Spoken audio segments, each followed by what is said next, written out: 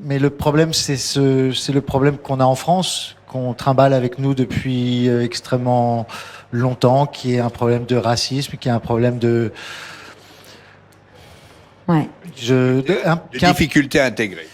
Qui est un problème de difficulté à intégrer, qui est un combat qui pour moi est complètement perdu d'avance parce que nous devons être fiers d'être un des pays les plus intégrés au monde. Et c'est une de nos forces. Et c'est ce qui fait qu'on est français. Maintenant, il n'y a plus de Français de souche, ça n'existe plus. Et j'espère que on va continuer à se mélanger, pas seulement en France, mais dans le reste du monde. Et voilà, on fait partie de cette énergie-là.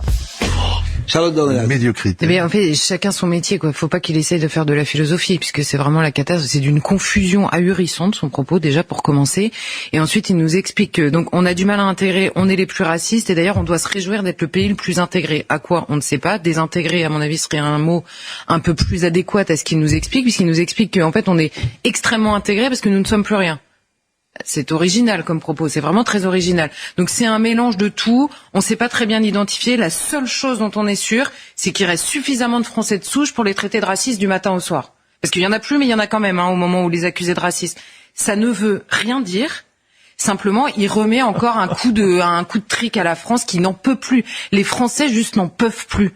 Au-delà des questions des causes des uns et des autres, est-ce qu'ils voient qu'il y a des gamins qui meurent de coups de couteau tous les 3 jours? Ils le voient, ça? Ils vivent dans le même pays? Non.